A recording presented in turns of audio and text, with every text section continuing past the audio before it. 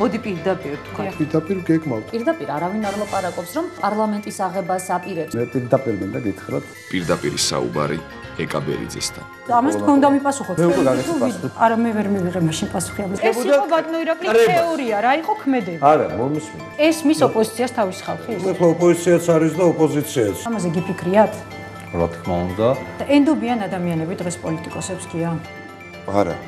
საუბარი საჯაროდ საჯარო პიროვნებებთან.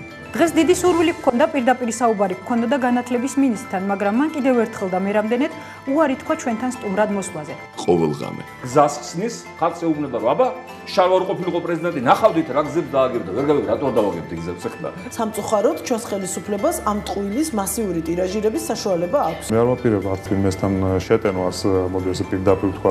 მაესტროზე.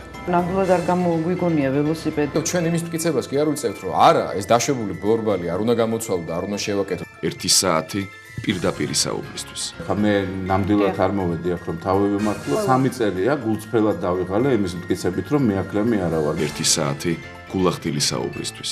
მართლა აბსოლუტურად გულახდილად შემიძლია ვთქვა რომ მე მართალი ვარ ამაზრის გამოთქმის დროს. გავაფერდო და აუცილებლად ეს დადასტურდება. და ამას რა პრინციპული მნიშვნელობა აქვს? რატომ მეკითხები? ისინი პასუხობენ კითხვებს, რომლებიც უჩნდება ხალხს. რა იყო ის გეგმა, რომელსაც მალავდით? რეალისტურად მიუდგეთ ამ საკითხს. რაღაცაზე უნდა შევთანხმდეთ, რაღაცაზე ვერ უნდა შევთანხმდეთ. ამ მიდგომით შეიძლება მხოლოდ შავი და თეთრი ფერი გავარჩიოთ. გარიდებენ თავს სპეციალურად. პირდაპირ საუბარი ეკაბერიძესთან.